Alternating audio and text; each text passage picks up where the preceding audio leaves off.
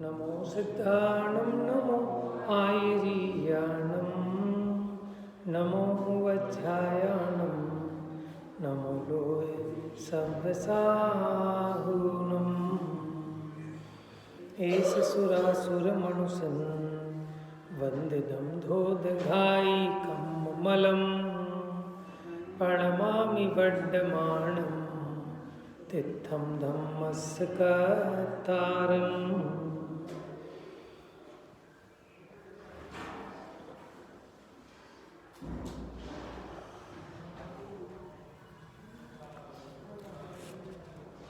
तो यहाँ कल हमने देखा जैसे एक ही बीज है लेकिन वो पात्र की विशेषता से अलग अलग फल को देता है।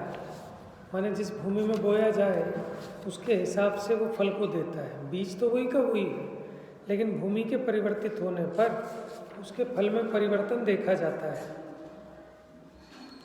उसी प्रकार कारण के भेद से कार्य का भेद अवश्य होता है। तो फिर इन्होंने 256 नंबर की गाथा में कहा था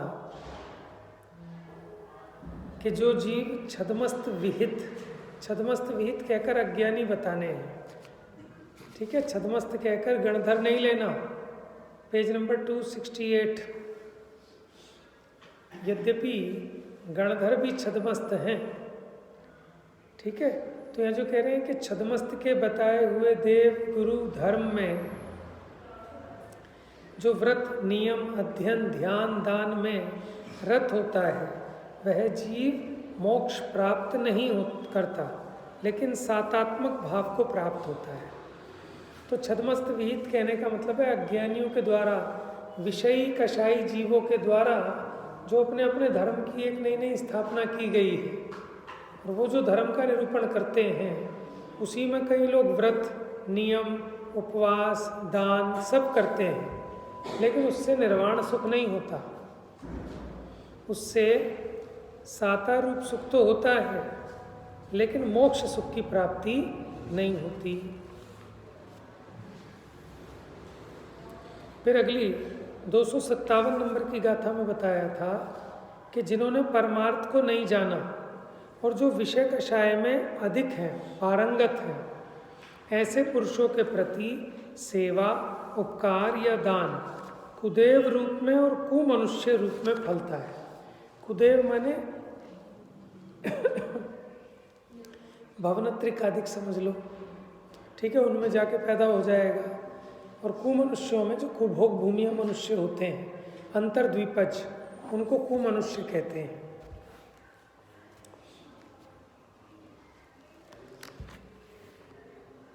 अब कहते हैं कारण की विपरीतता से अविपरीत फल सिद्ध नहीं होता।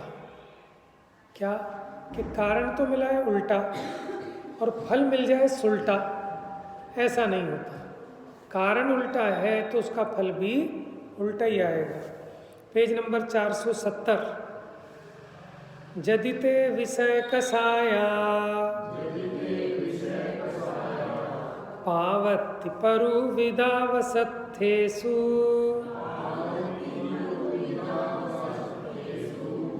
किहते तप्पड़ी बद्धा पुरिसा नित्थारगा होंती।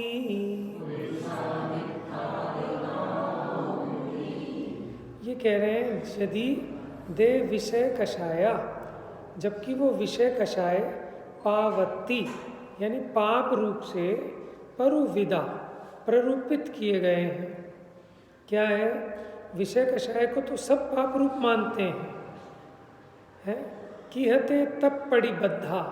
तो किस प्रकार जो उन विषय कषाय में प्रतिबद्ध है, विषय कषाय में लगा है, पुरिसा नित्थारगा होंती, ऐसा पुरुष दूसरों का निस्तारक कैसे हो सकता है? उनको संसार समुद्र से कैसे पार कराएगा? जो स्वयं पत्थर की नौका रूप है, ठीक है ना, पत्थर की नाव क्या किसी को पार लगा सकती है? तो उसी प्रकार जो पुरुष विषय कषाय में अधिक हैं और विषय कषाय तो पाप रूप कहे गए हैं, तो जो पुरुष उन विषय कषाय में लीन है, पाप रूप है, वो दूसरों के निस्तारक नहीं हो सकते। टीका देखिए, प्रथम तो विषय कषाय पाप ही है। विषय और कषाय में क्या अंतर होता है? बंद कर दो। विषय और कषाय में क्या डिफरेंस है?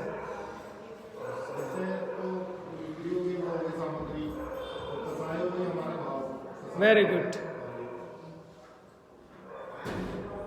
विषय होते हैं 5 इंद्रिय की सामग्री।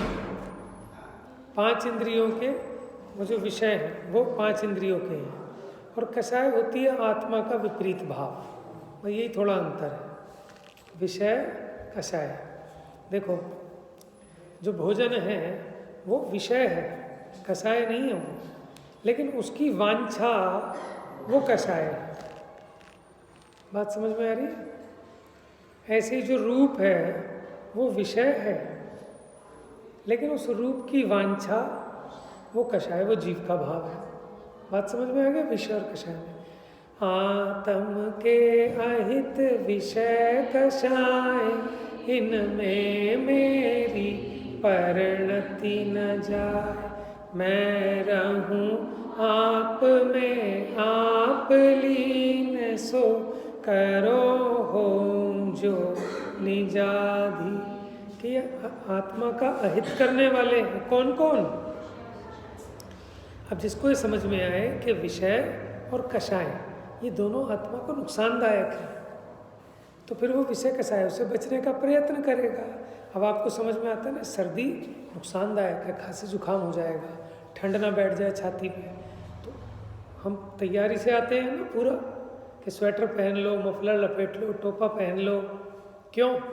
क्योंकि हमें ठंड अहित रूप भास रही है।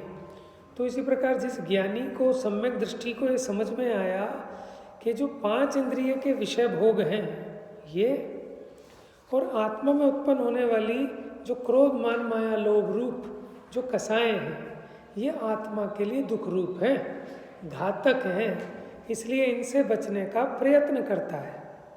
पूरा बच पाए अभी ऐसा जरूरी नहीं है, लेकिन उसकी बुद्धि पलट गई। जिसको संसार सुख रूप सुख का कारण मानता था, ठीक है ना, खाओ पियो मौज करो, ठीक है, उसमें आनंद मानता था, अब इसको समझ में आ गया कि जो 5 इंद्रियों के विषय हैं और इनको भोगने की, इनको जुटाने की जो कषायें हैं, ये आत्मा को दुख रूप है, सुख रूप नहीं है, अहित करने वाली है। इसलिए ज्ञानी इनका त्याग करता है, इनसे बचता है। तो कहते हैं प्रथम तो विषय कषाय पाप ही है, पुण्य भी नहीं है। क्या है? पाप ही है। सब मानते हैं इस बात को। विषय कषायवान पुरुष भी पाप ही है। विषय कषायवान पुरुषों के प्रति अनुरक्त जीव भी पाप में अनुरक्त होने से पाप ही है। देखो, जो विषय कषाई हैं और उनके प्रति जो राग रखते हैं, ठीक है, तो विषय कषाय पाप है, विषय कषाय में लीन जीव भी पापी हैं, और उनके प्रति अगर आपको अनुराग है तो आप भी पाप है। इसलिए विषय कषायवान पुरुष स्वानुरक्त पुरुषों को पुण्य का कारण भी नहीं है। माने जो स्वयं विषयी कषाई है उसकी सेवा करने वालों को पुण्य भी नहीं होता। भले ही वो उसके नाम से व्रत करें, उपवास करें, दान करें, ठीक है, उनको पुण्य भी नहीं हो रहा, क्योंकि वो स्वयं पापी है। तब फिर वे संसार के निस्तार के कारण तो कैसे हो सकते हैं? जब वो पुण्य के भी कारण नहीं हैं, तो संसार से पार उतरने के कारण कैसे हो सकते हैं? नहीं हो सकते। इसलिए उनसे अविपरीत फल सिद्ध नहीं होता। अविपरीत माने सम्यक, माने विषय कषायवान पुरुष रूप विपरीत कारण का फल अविपरीत नहीं होता। आप कारण उल्टा मिलाओगे तो कार्य भी उल्टा होगा।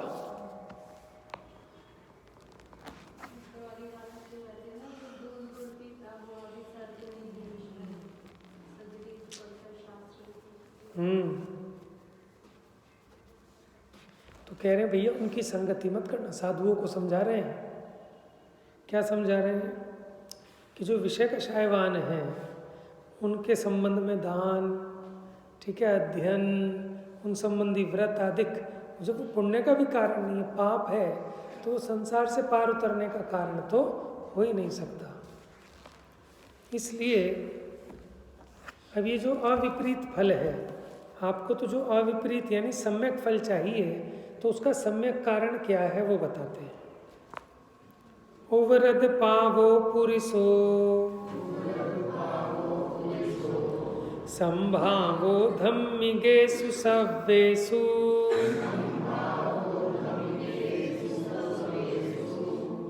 गुण समिधि दोव सेवी हवदि सभागी सुमगस।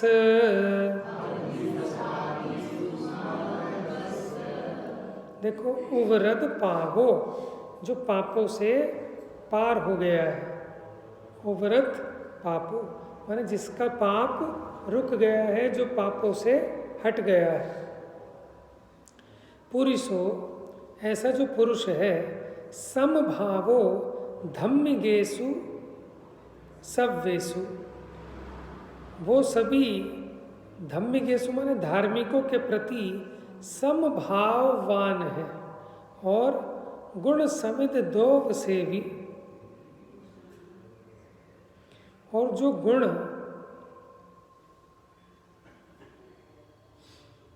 गुण समिति तो माने गुण समुदाय का सेवन करने वाला है। हवदी सा भागी सुमग्गस, वह सन्मार्ग का, सच्चे मार्ग का भागी होता है। टीका देखो, पाप के रुक जाने से, सब धर्मियों के प्रति स्वयं मध्यस्थ होने से और गुण समूह का सेवन करने से जो श्रमण सम्यक दर्शन ज्ञान चारित्र के युगपत पने रूप परिणति से रचित एकाग्रता स्वरूप सुमार्ग का भागी है, वह निज को और पर को, मोक्ष का और पुण्य का आयतन है। कौन? ऐसा जो सुमार्गी है, वो स्वयं के लिए भी और दूसरों के लिए भी मुक्ति का और पुण्य का स्थान है। इसलिए वह श्रवण, ऐसा श्रवण वो अविपरीत फल का कारण है। अविपरीत तो यानी ऐसा अविपरीत कारण है, ऐसी प्रतीति करनी चाहिए। माने अगर आपको वैयावृत्ति भी करनी है तो किसकी करें कि जो पाप जिसके रुक गया है, सर्व धर्मों के प्रति जिसको समता भाव है, ठीक है, सम्यक दर्शन ज्ञान चारित्र के युगपत होने की परिणति से जो एकाग्र स्वरूप सुमार्ग में स्थित है, वो स्वयं भी और दूसरों के भी कल्याण में निमित्त होता है, वो अविपरीत कारण है। अब इस अविपरीत कारण को और विशेष समझाते हैं और खुलासा करके।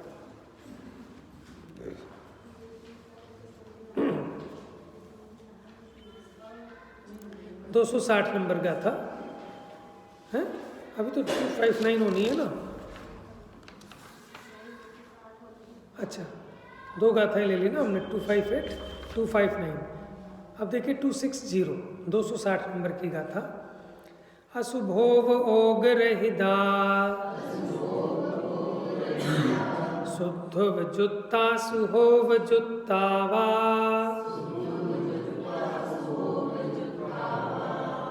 नित्थारयन्ति लोगम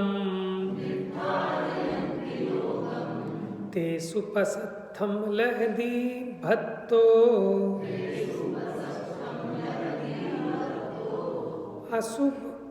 अशुभ ओग रहिदा, जो अशुभोपयोग से रहित हैं। शुद्धो जुत्ता, शुद्ध उपयोग से युक्त हैं। सुहोव जुत्ता, शुभोपयोग से युक्त हैं। नित्थारयन्ति लोगम, माने वो लोग को निस्तारक हैं, माने तारने वाले हैं। तेसु पसत्थम लहदी भत्तो, तो उनमें जो भत्तो माने भक्ति करने वाला पुरुष है। पसत्थम लहदी, पसत्थम माने प्रशस्त पने को प्राप्त करता है, माने वो स्वर्ग मोक्ष की प्राप्ति करता है। कौन?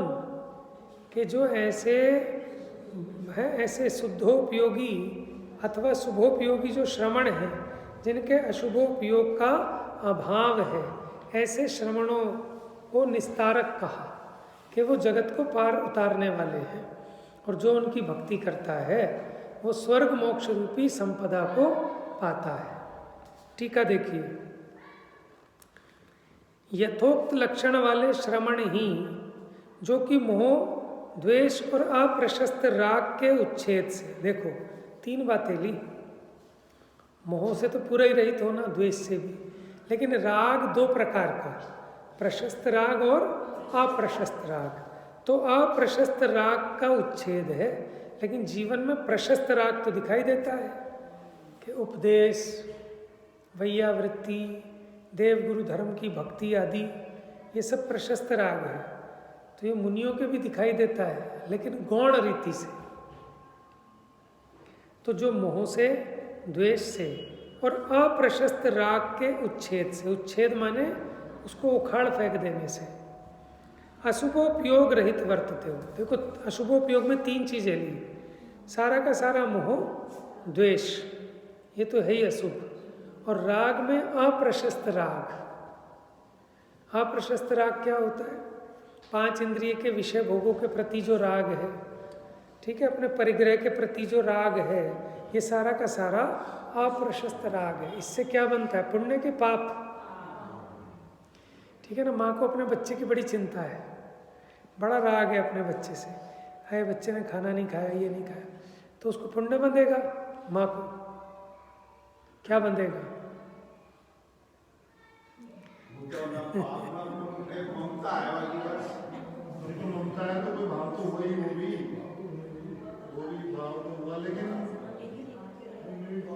कहोगे भाई साहब पाप कैसे हो जाएगा इसमें?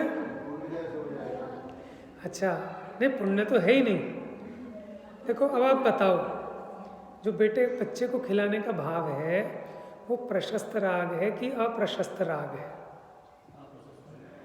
देखो पहले समझ लो क्या होता है प्रशस्त राग और अप्रशस्त राग। वैसे तो प्रशस्त राग में ही आना चाहिए, फॉर्मूले के हिसाब से तो अप्रशस्त हुआ, लेकिन वो भाव ऐसा नहीं है ना बच्चे को खिलाने वाला। देखो प्रशस्त राग क्या होता है? जो आत्म कल्याण के उद्देश्य से, ठीक है ना, जो आत्मा के कल्याण में निमित्त भूत हैं, उनके प्रति का जो राग है वो है प्रशस्त राग। आत्मा के कल्याण में जो कारण बने, जैसे वीतरागी देव, ठीक है, अनेकांत स्वरूप जिनवाणी, निर्ग्रंथ दिगंबर, समता रस के धारी मुनिराज, ठीक है, इनके प्रति जो अपने को राग आ रहा है वो राग के अभाव के लिए आ रहा है, तो उनके प्रति का जो राग है वो है प्रशस्त राग। ठीक है, अब इसके अलावा जितना भी लौकिक प्रयोजन का राग है, बच्चे को जो खिलाने का राग है, वो काहे के लिए है, वो क्यों आ रहा है? वो ममता आप जिसको कह रहे हो ना, तो मोह है ना, मोह से आ रहा है। और दिख रहा है मेरे बुढ़ापे का सहारा है, जैसे शरीर को अपना अंग मान रहा है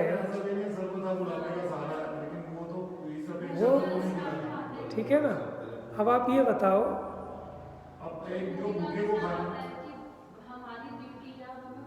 लेकिन है तो अप्रशस्त राग ना, उससे पुण्य कैसे मान लोगे? देखो करुणा दान में क्या अंतर है? करुणा दान में क्या अंतर है? यहाँ ये मेरा बच्चा है, ठीक है, जैसे मेरे को शरीर में अपना एकत्वपना है, ऐसे अपने उस बालक में एकत्वपना है। वहाँ मोह के कारण, यद्यपि मानो कोई ज्ञानी सम्यक दृष्टि है, वो भी अपने पुत्र का पालन पोषण करेगा, लेकिन मुनिराज तो नहीं करेंगे ना। तो मैं ये तो कह रहा हूँ, तो गृहस्थ की भूमिका में तो पाप होता है ना। अब जैसे भूखे को खाना खिलाना या प्याऊ लगाना, वो भी एक्सेस राग हो गया फिर तो, लेकिन वो अपना उसमें लेकिन अभी सुनना एक मिनट। हाँ देखो, जैसे गरीब, ठंड है, ठंड में आप गरीबों को कंबल बांट रहे हैं, समझना एक मिनट। गरीबों को जो कंबल बांट रहे हैं वो किस लिए बांट रहे हैं आप? तो पुण्य वाली हुई ना, उनको ठंड ना लगे और या हमारा पुण्य बढ़ जाए। हमसे देखा नहीं जा रहा, वहाँ दया का भाव है कि जैसे हम अपने को समझ रहे हैं वैसे उसका भी दुख समझ रहे हैं। अब समझना एक मिनट, देखो ये भाव अज्ञानी को भी आ सकता है और ज्ञानी को भी आ सकता है। कौन सा भाव? कि कोई गरीब व्यक्ति देखा कि ठंड में ठिठुर रहा है, इसको कंबल दे दो, ठीक है। अब है तो दया का परिणाम, लेकिन अज्ञानी और ज्ञानी में अंतर क्या है? अज्ञानी तो ये मानता है कि ठंड के कारण दुखी है, और ज्ञानी जानता है कि ठंड के कारण दुखी नहीं है, ये अपने अज्ञान और कसाय से दुखी है। क्योंकि वस्त्र तो मुनिराज के पास भी नहीं है, तो क्या उन्हें भी वस्त्र देने लगेगा? समझना एक मिनट, मुनिराज है, उनके पास वस्त्र नहीं है, कंबल नहीं है, उनको भी कोई कंबल देने लगे करुणा करके? ठंड बहुत है कि हम वो लगवा देते हैं हीटर, है? ऐसा जो भाव आए तो ये अज्ञानता का भाव है। किसी अज्ञानी को तो आ सकता है, क्योंकि उसको क्या लग रहा है कि ठंड के कारण दुखी है। अब अज्ञानी अपने को भी ठंड से दुखी मानता है, इसलिए दूसरे के उपकार करने के नाम पे भी उसके ठंड आदि का उपचार करना चाहता है। जैसा अपने को देख रहा है वैसे ही दूसरे को। लेकिन ज्ञानी इस बात को समझता है कि ये सर्दी गर्मी भूख प्यास ये दुख के कारण नहीं है, ये अज्ञानता, ये कसाय, ये असलियत में दुख की कारण है। इसीलिए मुनिराज कोई कितना भूखा हो, कोई कितना दुखी हो, उसका असली दुख मिटाने का उपाय करते हैं। उसको भोजन वस्त्र नहीं देंगे, माने मुनिराज उसको भोजन वस्त्र देने का राग नहीं आता उनको, हाँ उपदेश दे देंगे। जैसे वो ज्ञानी है तो वो ज्ञानी आएगी उसको कि ये बेचारा वो मुनिराज की भूमिका में तो नहीं आएगी, लेकिन अभी जो गृहस्थ है उसको कसाय है ना, जो गृहस्थी है उसको अभी इतनी राग शेष है कि वो स्वयं के लिए भी आता है उसको, और अपने स्वयं के लिए आता है तो दूसरे के लिए भी आता है। नहीं समझे? माने कोई गृहस्थी है, चौथे पांचवें गुण स्थान वर्ती है, अभी कपड़े सहित है, ठंडी में रजाई भी ओढ़ता है, ठीक है, गर्मी में पंखे का प्रयोग भी करता है।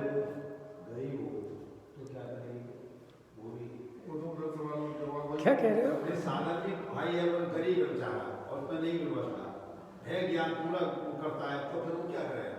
तो सामने वाला क्या करेगा? यही तो बता रहा हूँ अभी, यही तो बता रहा हूँ ना। आपको जो उसके प्रति राग आया, उस राग का कारण क्या है? थोड़ा सा गहराई से समझना। देखो, एक तो उस राग का कारण कि उसका ज्ञानीपना है, आपको उसके ज्ञान की महिमा की वजह से आप उसका उपकार कर रहे हो। किस लिए उपकार कर रहे हो? जैसे भिखारी आदि का है तो करुणा दान में आता है, ठीक है ना, जो भिखारी आदि का है उससे पुण्य बनता है, लेकिन कोई ऐसा पुण्य नहीं बनता कि जो आपको परंपरा से मोक्ष का कारण बने। हम तो पुण्य उसको कह रहे हैं, हम तो पुण्य उसको कह रहे हैं कि जो परंपरा से मोक्ष में कारण बने। समझना, भूखे को रोटी खिलाई, सुबह सुबह कुत्ते को रोटी डालते हैं, सब चींटियों को आटा बांट रहे हैं। नहीं, देखो उसको सर्वथा मान लो, आप प्रशस्त भी मत लो, कदाचित पुण्य भी बनता हो उसको, लेकिन उस पुण्य में कोई जान नहीं है। कुछ जान तो होगी ना, जैसे किसी की हेल्प करी कोई, जैसे तो उसके फल में आपको सामग्री संयोग अनुकूल मिल जाएंगे। लेकिन ये जो तत्व ज्ञान है, ये जो मोक्ष का कारण है, इसकी तो प्रयोजन पुष्ट नहीं होता इससे। लेकिन वैसे मैं मतलब वो भी जरूरी है, अगर कोई भूखा है उसे भी खिलाना जरूरी है। जरूरी क्या है? वो तो राग आए बिना रहता नहीं, आपके हलक से नीचे नहीं उतरेगी रोटी। भाई देखो, जिसकी कसाय मंद होंगी, अब उसको खाने का राग तो आ रहा है, लेकिन सामने वाला बेचारा 4 दिन का भूखा है, उससे खाना खाया ही नहीं जाएगा। लेकिन ये राग कोई भला हो, समझ में, राग तो बुरा ही है, उसके कारण दुखी तो हो रहा है। मैंने आपने देखा किसी का एक्सीडेंट हो गया, आपका तो नहीं हुआ, लेकिन आपको दुख होता है, ठीक है, आपको दुख होता है ना। ये जो दुख का भाव है, ये करुणा भाव है ना, करुणा भाव अच्छा है ना, लेकिन आप तो दुखी हो रहे हो इसमें। आपको किसी भूखे को देखकर दया आई, ठीक है, कोई नाले में गिर गया, आपको उसको देख के दया आई, लेकिन ये बताओ ना, जो दया का भाव है इसमें आपको मजा आता है कि कष्ट होता है? ये जो करुणा का भाव है, ये दोष रूप है कि गुण रूप है? मेटने लायक है ना, लेकिन होता है। भूमि का प्रमाण जितना भी राग शेष है उतनी करुणा आए बिना नहीं रहती, आती है, लेकिन उसको गुण नहीं मानता। और अज्ञानी क्या मानेगा कि ये तो मैंने बहुत अच्छा काम किया है, इसको गुण मानता है। और ज्ञानी कहता है ये राग मुझे परेशान करता है। समझ में आया? माने कोई ज्ञानी माँ होगी तो बच्चे को रोटी तो खिलाएगी, लेकिन अगर उसने रोटी नहीं खाई तो पागल नहीं होएगी। समझ रहे? क्योंकि कषाय की तीव्रता है कि बच्चे ने रोटी नहीं खाई तो उसका मुंह अच्छे से उसके घुसे खिला दिए। समझ में आया? जो ज्ञानी माँ होगी उसको राग तो आ रहा है, लेकिन उस राग की इतनी तीव्रता नहीं है कि वो द्वेष में पलट जाए। हाँ, समझ में? बच्चे को दूध दिया, बच्चा दूध नहीं पी रहा, तो माँ एकदम ऐसे उसके लगा देगी 2-4। क्यों? अब वो विचार करे कि तू इतनी दुखी क्यों हो रही है। उसके पेट में आ नहीं रहा, जब वो कह रहा है अभी उसने खाना खा लिया, अभी उसने ये कर लिया, वो कर लिया, लेकिन माँ को उसमें ऐसी एकत्व बुद्धि है कि उसको एक दिन में ही 1 साल बड़ा कर दूं, अभी खिला पिला के उसकी सेहत बना दूं, तो मोह में अंधी हो रही है। अंतर समझ रहे हो ना अब ज्ञानी और अज्ञानी में? है? होता है कि नहीं होता है ऐसा? इसीलिए दाता माता के समान होना चाहिए। क्या कहा? दाता माता के समान होना चाहिए, और माता दाता के सारे गुणों वाली होनी चाहिए। दातार के 7 गुण गिनाए ना, क्या क्या है? क्षमा है ना, उपशम, विज्ञान है, और भी क्या क्या है? संतोष। देखो, विवेक होना चाहिए माँ को कि अभी ठंड है तो ठंड में ये भोजन नहीं देना, ये देना। अभी इस बच्चे को जुकाम है तो अभी इसको चावल नहीं देने, दही नहीं देनी, इसका हाजमा वीक है, बच्चा कमज़ोर है तो इसको हल्का ही भोजन देना, भारी भोजन नहीं देना। अभी 1 घंटे पहले इसको लड्डू खिलाया है, अभी इतनी जल्दी दोबारा लड्डू नहीं देना। तो वो है विवेकवान, विज्ञान गुण की धनी, जिससे उसका पोषण हो, स्वास्थ्य अच्छा रहे। लेकिन ये तो मोह में अंधी है, चाहे उस बच्चे को दस्त लग जाए, चाहे वो बीमार हो जाए, लेकिन उसको तो अपनी कसाई की पूर्ति करनी है कि खा पी वो है ना। तो ये अज्ञानता का द्योतक है। देखो, मुनिराज को आहार देते वक्त भी इन सब बातों का ध्यान रखना होता है कि ऐसा आहार देना कि जो उनकी साधना में निमित्त बने, जिससे उन्हें प्रमाद नहीं आए, ठीक है, उनको रोग नहीं लगे, उनके रोगों को मिटाने वाला होना चाहिए। तो इतने गुणों की धनी होती है माता। लेकिन ऐसी कौन माता होगी कि जिसका मोह थोड़ा कम होगा? मोह तो अंधा होता है, मोह में जीव क्या क्या नहीं करता, उसको सही गलत कुछ सूझता ही नहीं है। बात समझ में आ रही है? आप ये देखो, भूख लगी, ठीक है, 2 रोटी की भूख थी और स्वादिष्ट होने के कारण 4 रोटी खा गए। बात समझ में आ रही है? जगह तो थी 2 रोटी की, लेकिन स्वाद में 4 रोटी खा गए। ये मूढ़पना है, ये अज्ञानता ही तो है, अविवेक है। अब न तुम स्वाध्याय कर पाओगे, न धर्म ध्यान कर पाओगे, अब तुम बस पेट के लिए परेशान होते रहोगे, और नींद आएगी, प्रमाद आएगा, शरीर में रोग उत्पन्न होंगे। तो ऐसा क्यों हुआ कि मोह की तीव्रता में, आसक्ति की तीव्रता में, अगर आसक्ति कम होगी कि भैया ये तो शरीर रूप में हूँ नहीं, लेकिन खाने का राग आता है, पीड़ा सताती है, तो थोड़ा बहुत देकर काम चलाएगा।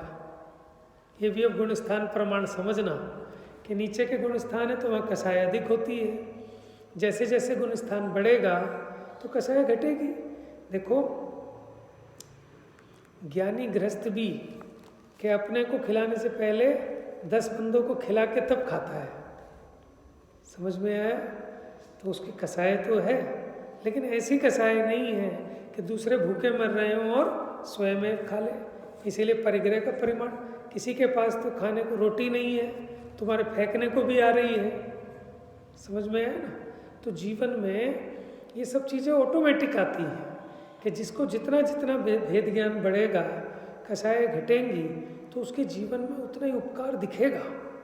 जबरदस्ती नहीं करता, खींचकर नहीं करता, लेकिन उसका सहज होता है ऐसा। दान दे मन हर्ष विषय के, यह भव जस पर भव सुख देखे। अभी उसका कुछ भी किसी और प्रयोजन से नहीं है। कोई उसको ये प्रयोजन नहीं है कि इससे मुझे पुण्य बन जाए, इसके फल में मुझे संपदा मिलेगी, मेरा लोक में यश होगा, इसकी उसको इच्छा नहीं है, लेकिन उससे रहा ही नहीं जाता। समझ में? मान लो आपका बच्चा भूखा हो, आपको पता है कहीं बाहर फंस गया है, 2 दिन से खाना नहीं खाया है, आप अपने घर में खा पाओगे पकवान? आपके गले से नीचे नहीं उतरेंगे। समझ में है ना कि खाना क्या बनाना है? अरे कुछ नहीं बनाना, कोई इच्छा नहीं है। जबरदस्ती बन भी जाएगा तो खाया नहीं जाएगा। तो हमें तो सिर्फ यहाँ इतना कहना है, विषय तो बहुत है, पुण्य तो बहुत चीज़ों से बनता है, लेकिन यहाँ प्रशस्त हम किसको कह रहे हैं कि जिससे अपना कल्याण हो, उसको हम कहेंगे प्रशस्त। और जिसमें अपना कुछ कल्याण नहीं हो रहा, उसको हम सारा का सारा अप्रशस्त के खाते में डालें। ठीक है ना? लौकिक दान वान उसका कोई ज़्यादा महत्व नहीं है, वो तो ऑटोमेटिक हो रहा है, वो तो अपनी खुजली मिटाने को कर रहे हो आप। क्यों? सामने वाला मांगे ना मांगे, आपसे देखा नहीं जाता तो आप निकाल के देते हो, आप उसके मांगने से थोड़ी दे रहे हो। ये तो आपको अपनी खुजली हो रही है, इसलिए आप अपनी खुजली मिटा रहे हो। एक बार अब्राहम लिंकन जा रहे थे अपनी गाड़ी में, रास्ते में उन्होंने देखा एक सुअर नाले में गिर गया, निकल नहीं पा रहा, तड़प रहा है निकलने के लिए। तो उन्होंने गाड़ी रुकवाई और वो खुद नाले में उतरे और उसे सुअर को बाहर निकाला। तो ड्राइवर ने कहा, सर मुझको बोल देते, आपके कपड़े गंदे हो गए। तो उन्होंने क्या कहा कि खुजली तो मुझे हुई है और तुम्हारे खुजाने से थोड़ी मिटेगी। बात समझ में आ रही है?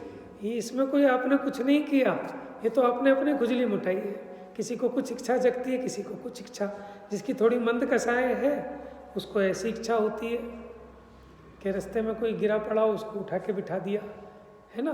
कोई भूखा है उसको रोटी दे दी। कुछ लोग अपना टिफ़िन लेके निकलते हैं ना सुबह ऑफिस में, तो मैंने देखा वो रोटी वोटी साथ लेके निकलते हैं, रास्ते में कुत्ते को खिलाते जाएंगे, किसी भिखारी को देते हुए जाएंगे। अब उनका प्रयोजन वो जाने कि कहीं उसे किसी ने दे दिया है कि तुम्हारी बीमारी दूर हो जाएगी, सुबह ऐसा किया करो। ये जितने लोग सुबह पार्क में जाके वो चींटियाँ ढूंढते फिरते हैं, चींटियाँ ढूंढते फिरते हैं, क्यों ढूंढते फिरते? उन्हें किसी ने बता दिया है कि तुम्हारे जो ग्रह कलेश है ना वो ऐसे मिटेगा।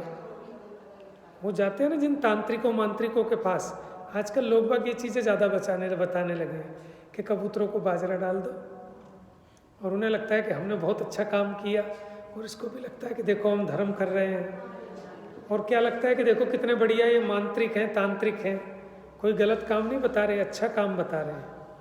तो वो रिलायबल सा लगने लगता है, और ये जीव सोचता है कि देखो मैं कितना उपकार कर रहा हूँ। गर्मी में भी बाजरा डाल रहे हैं, और वो बेचारा वो कबूतर परेशान हो जाते हैं, उनके सारे मुंह फल जाते हैं, बाजरा इतना गर्म होता है, आँखें बड़ा घातक हो जाता है। ऐसी कोई ठंडा अनाज डालना है तो मक्का वक्का डाल दो। बाजरा तो बहुत गर्म चीज़ है, और गर्मी में भी बाजरा डाल रहे हैं लोग।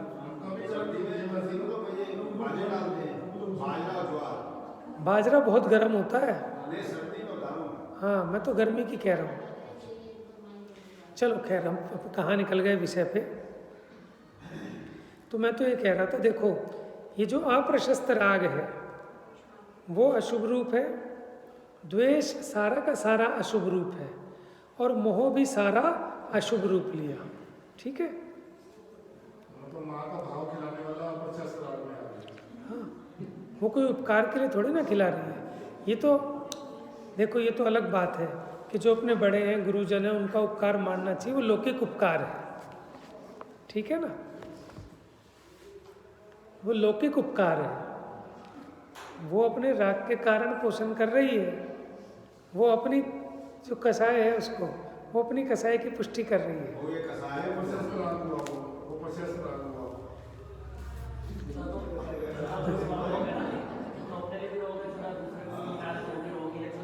है ना। मुझे एक बात बताओ, आप जो अपना खुद खाना खाते हो, ये प्रशस्त राग है कि अप्रशस्त? प्रशस्त राग है। क्यों? वो ऐसा ना, वो उस वजह से नहीं खा रहे ना, और प्रशस्त राग में आया वो शरीर चलाने के लिए विषय कसाय हुई वो भी। हाँ। नहीं, विषय कसाय तो तब होगी 2 रोटी की भूख है, 4 रोटी खा रहे हो।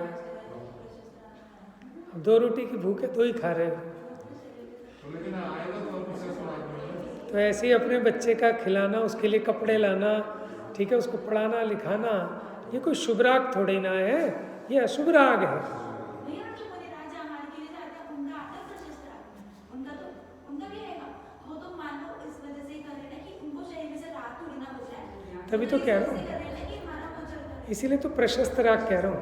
प्रशस्त नहीं आएगा ना। ले तप बढ़ावन हेतु नहीं तन पोषते तजी रसन को। हाँ, आप अपने बच्चे को इसलिए खिलाओ कि इसका संयम का पालन होगा, इस बुद्धि से खिला रहे हो। अब इसको तपस्या करनी है, ठीक है, अभी इसको स्वाध्याय करनी है, ठीक है, इसलिए आप खिलाओ, तब तो वो प्रशस्त राग में आएगा। और आप किस लिए खिला रहे हो? खा पी के सांड बन जाए। समझ में आया? तो ये काय में आएगा? हर माँ यही सोचती है ना कि कितना ही मोटा हो जाए, अरे बेचारा है तो कुछ खाता ही नहीं है। डॉक्टर के पास जाएगी, एक डॉक्टर ने तो सही में कह दिया, वो 6 महीने का बच्चा, 8 महीने का बच्चा, और डॉक्टर साहब इसका तो वजन ही बहुत कम है। तो उन्होंने कहा और क्या सांड पालोगे? माने 6-8 महीने का बच्चा, ठीक है, उसका वजन जितना होना चाहिए बराबर वजन, और क्या डॉक्टर साहब ये तो कुछ खाता ही नहीं, कुछ पीता ही नहीं, कि क्या लेता है कि डॉक्टर साहब सुबह इसको वो बना के दे देती हूँ, कोई वो डिब्बे विब्बे होते हैं दूध बनाने के, और वो क्या क्या प्रोटीन व्रोटीन डाल के, बस सुबह लेता है, फिर एक बार 11 बजे लेता है, एक बार 3 बजे, एक बार 6 बजे, एक बार रात को 9 बजे, और मैं बाद में पिलाती हूँ तो वो लेता ही नहीं। तो और क्या खिलाओगे, क्या पिलाओगे भैया? ठीक है, हर माँ को ऐसा लगता है कि मेरे बच्चे ने तो कुछ खाया ही नहीं। तो अब ये बताओ, अप्रशस्त नहीं है तो क्या है?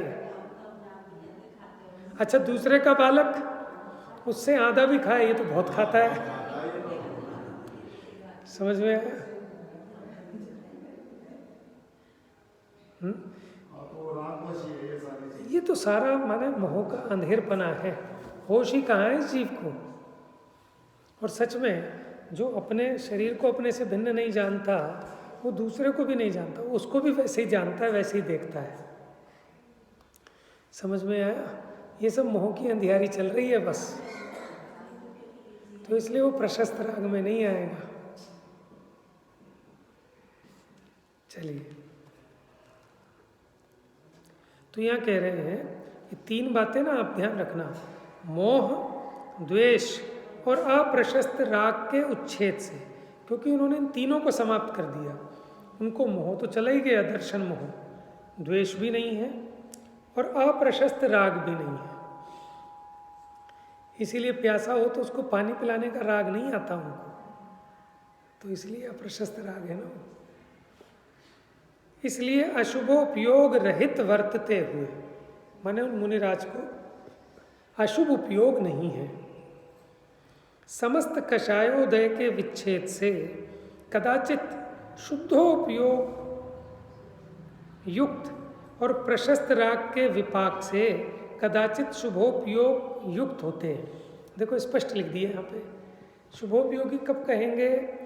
कि जब समस्त कषाय के उदय का विच्छेद हो, तब तो शुद्धोपयोगी है। और अगर थोड़ा प्रशस्त राग है, जो कषाय कण विद्यमान है ना संज्वलन के, तब वो शुभोपयोग युक्त कहलाएंगे। वे स्वयं मोक्ष के स्थान होने से लोक को तार देते हैं। तार कैसे देते हैं? कि उसमें निमित्त पड़ते हैं, उनको देखकर दूसरे जीवों को भी प्रेरणा मिलती है, प्रभावना होती है, तो उनके निमित्त से दूसरे लोग भी अपना कल्याण करते हैं।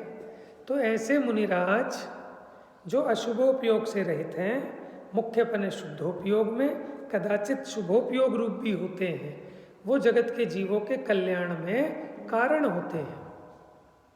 और उनके प्रति भक्ति भाव से जिनके प्रशस्त भाव वर्तता है, और ऐसे श्रमणों के प्रति जो भक्ति का भाव है, तो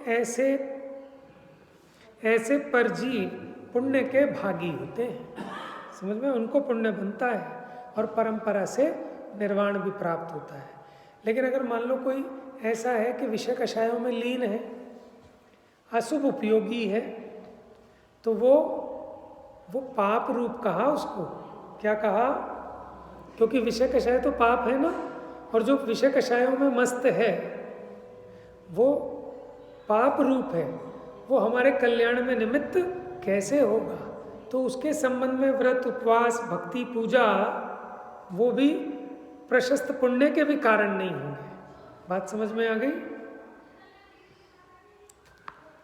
अब अविपरीत फल का कारण, ऐसा जो अविपरीत कारण, उसकी उपासना रूप प्रवृत्ति सामान्य और विशेष रूप से करने योग्य है।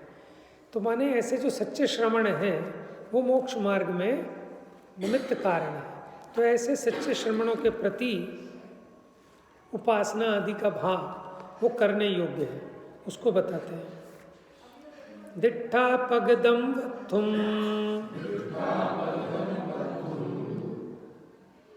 अभुट्टाणपधान किरियाहि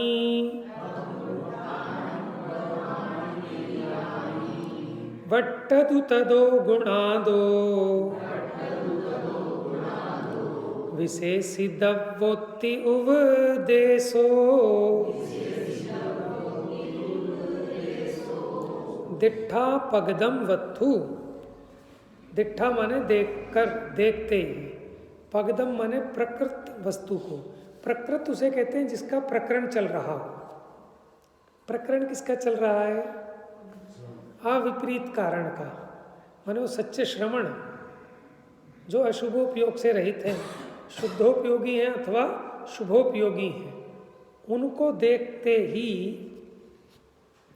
अभ्युत्थान। अभ्युत्थान, अभ्युत्थान क्या होता है? उनकी सम्मान में खड़े हो जाना। नोट में प्रकृति का मतलब अविकृत वस्तु लिखा हुआ है। अविकृत मतलब प्राकृतिक वस्तु। ये तो लिख दिया है इन्होंने। प्रकृत, देखो जहाँ कहीं भी प्रकृत आए ना, तो जिस चीज़ का प्रकरण चल रहा है, जो प्रकरण को प्राप्त है वो प्रकृत है। तो अभी अपना जो प्रकरण चल रहा है इसी का तो चल रहा है सारा का सारा। हम अभी यही तो देख रहे थे कि कौन है अविपरीत कारण।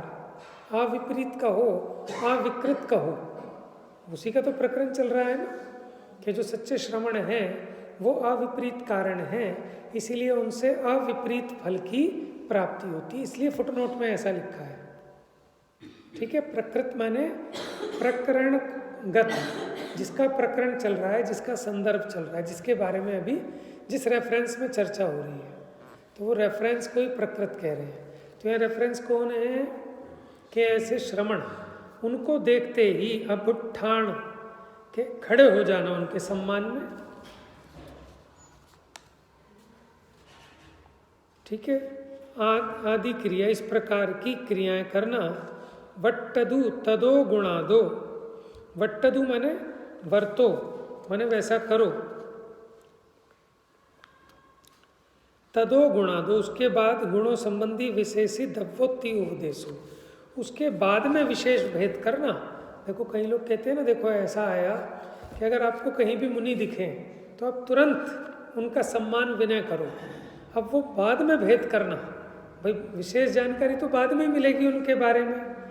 ठीक है, तो ये वो गाथा है, तो उसको दूसरे लोग कोट करते हैं जो जानते होंगे कि प्रवचन सार में ऐसी गाथा आई है जहाँ लिखा है, क्या लिखा है कि उनको देखकर, किसको देखकर?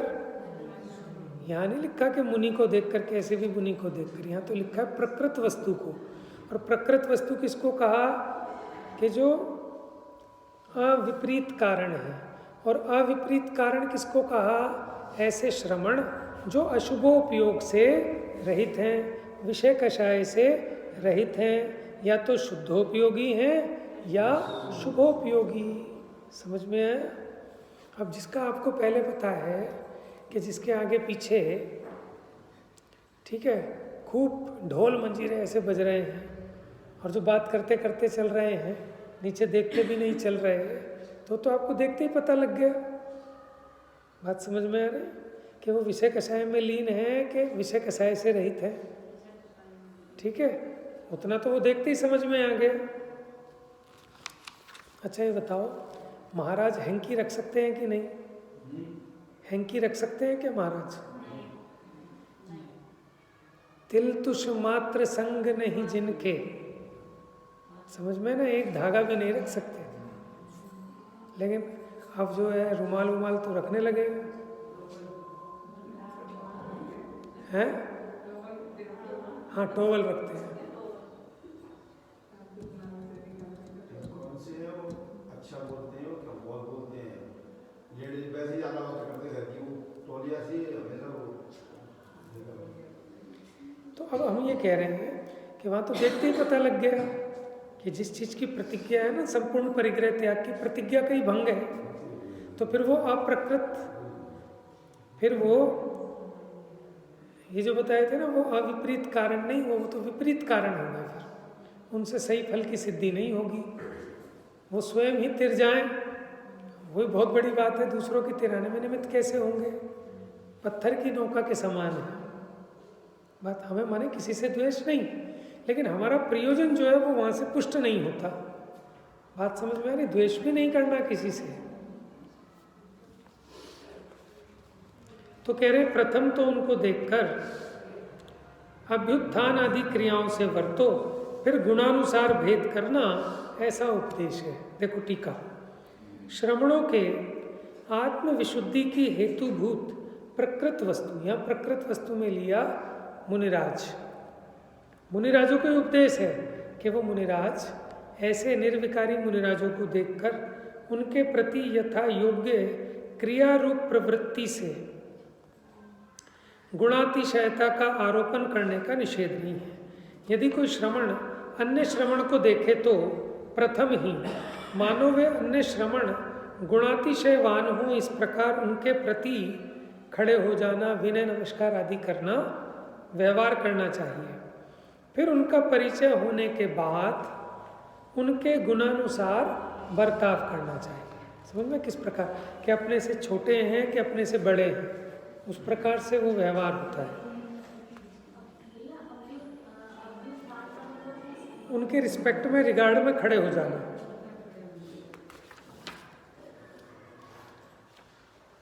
अब इसका दूसरा है ना, 262 नंबर का था, कल लेंगे। ये सारा का सारा उपदेश मुनिराज के लिए दिया जा रहा है कि मुनिराज को समझा रहे हैं कि तुम कैसी चर्या करो। समझ में है? ये मुनिराज के लिए समझा रहे हैं। जा वाणी के ज्ञान से सूझे लोकालो, सो